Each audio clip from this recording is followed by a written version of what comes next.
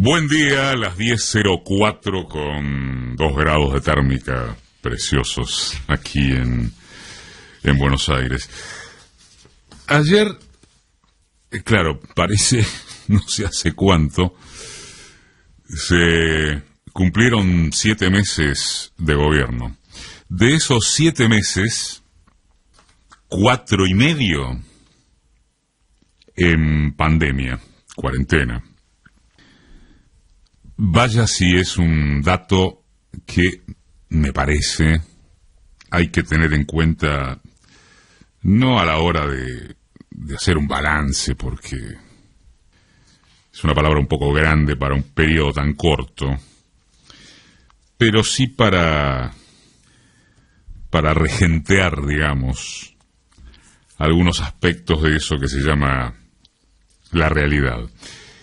Es una semana esta en la que todo parece extremizarse.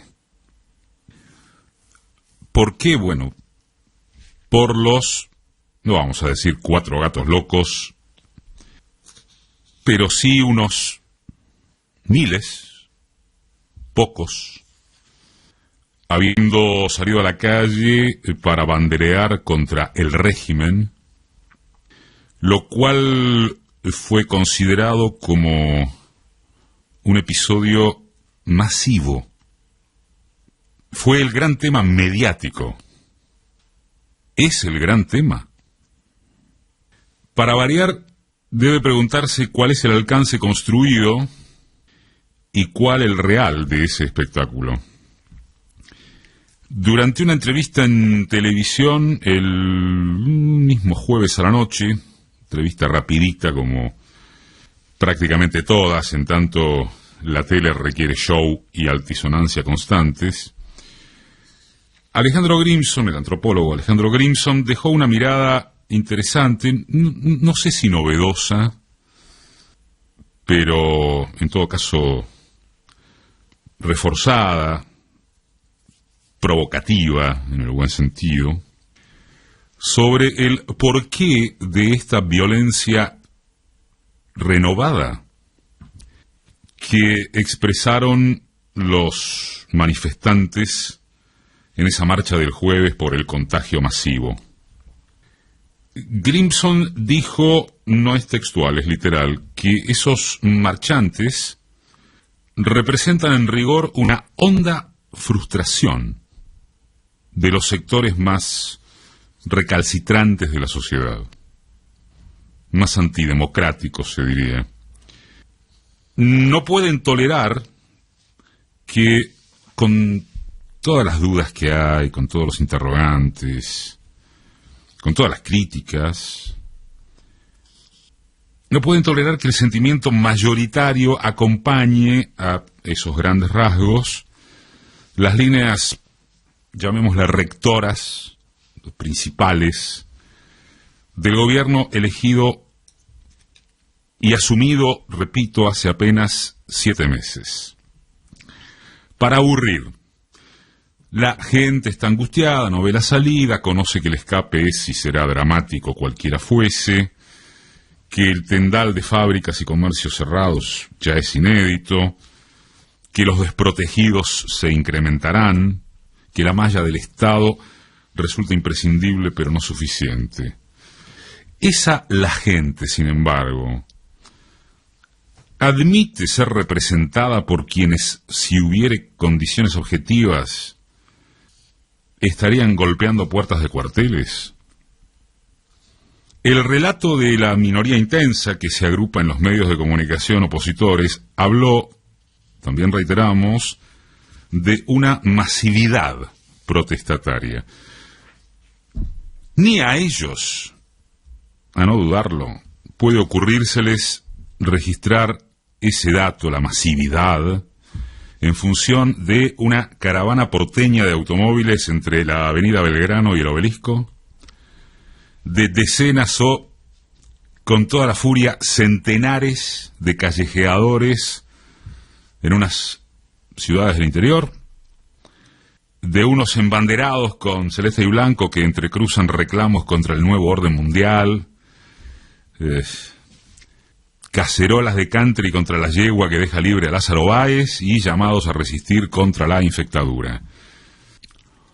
¿Qué pasaría si pudiera y quisiera exteriorizarse en las calles la parte del pueblo dispuesta a defender al gobierno con tantos interrogantes como convicciones centrales? También reiteremos.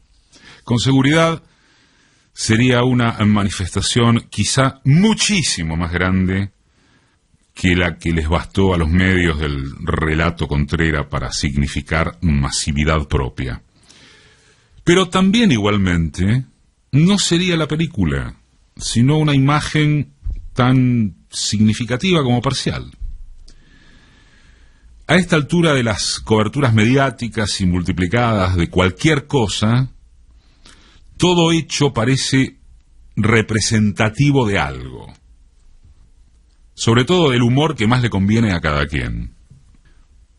Uno cree, lo subrayo, es a juicio meramente propio, y cree que la mayoría, por ahora silenciosa, sí está esperando el dibujo, aunque sea apenas eso, el dibujo de un horizonte extra, prioritario, que no radique con exclusividad en la administración del durante la pandemia.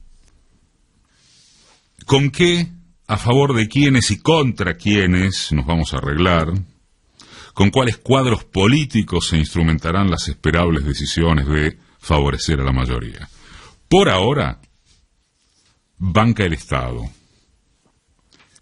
Suponiendo que se llegue al acuerdo con los bonistas para disminuir y patear vencimientos de la deuda, suponiendo que se acuerda con el Fondo Monetario el muerto descomunal que dejó Macri, porque no son solo los bonistas, ¿O alguien cree realmente que el fondo es ahora un amigazo sensible? Suponiendo esa hipótesis, ¿de dónde se saca que no sea del costo de las grandes corporaciones la plata que hace falta para empezar a recuperarse? ¿Y con cuál liderazgo político se hace eso? Siempre es recurrente, lo difícil es acertar con las respuestas antes que con las preguntas. Si el gobierno sabe trazar una motivación munido de unos tips convincentes acerca de para dónde vamos, uno cree que podría relativamente despreocuparse de las militancias que sublevan a un lado de la grieta, de la estúpidamente llamada grieta. Y ese rumbo desde ya debería prescindir de no enojar a nadie. Hablamos de esto el sábado pasado. Contestar golpe por golpe sirve para no dormirse de cara a las furias básicas. Pero hay un tercer lado que define humores, elecciones y finalmente poder, que lo constituye, de esto hablamos el sábado pasado, no solo el sábado pasado, que lo constituye la gran mayoría no politizada. Entendámonos, debe haber un núcleo duro que no deje pasar las provocaciones del gorilismo y la tilinguería, sí. Es obvio y admisible que el gorilaje y el odio de clase tirará con todo lo que tiene y crecientemente porque no soporta siquiera un empate. Sí. Más luego, se construye poder desde un gobierno armado con más de unión que de unidad a través de ser más creativo o contundentes en las respuestas a las provocaciones. No. Para volver a usar la palabra, como hipótesis, solo la creación de una agenda superadora será capaz de sobreponerse a esto que parece un callejón sin salida. ¿Dónde está el vector? ¿Qué es? ¿El impuesto a las grandes fortunas? ¿Es animarse contra los oligopolios que forman los precios? Y si así fuese, ¿se lo haría con cuáles fuerzas de un Estado con capacidad de control destruida? ¿Es que el campo tribute lo que debería porque para eso levanta en palas su pampa con mentalidad de gringa que salió a defender a los estafadores de Vicentín? ¿Es volver a apostar a una burguesía nacional que nunca existió? es aguantar hasta que se cambie la matriz productiva de un país con cabeza de sostenerse en una economía primaria, colonizada. Vaya a saberse.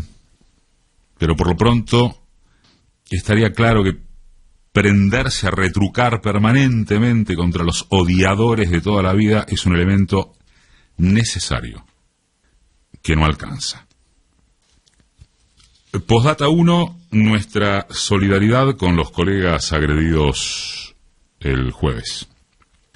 Postdata 2, alrededor de 2.000 periodistas, trabajadores de prensa, analistas, actores académicos del mundo comunicacional, colegas ocupados y desocupados de medios públicos y privados, comunitarios y autogestivos de todo el país, firmamos la solicitada en que se convoca a recordar nuestra igualdad ante la ley y lo elemental de que no vale todo en el ejercicio de esta actividad. Es obvio que lo hicimos en respuesta a la publicación de un escrito en el que otros protagonistas mediáticos, también numerosos, dan por sentada la existencia de presiones y de una campaña de difamación perversa contra la libertad periodística. Hablaron de ataques e intimidación evidente sobre reporteros críticos del gobierno, consignaron abusos del poder político.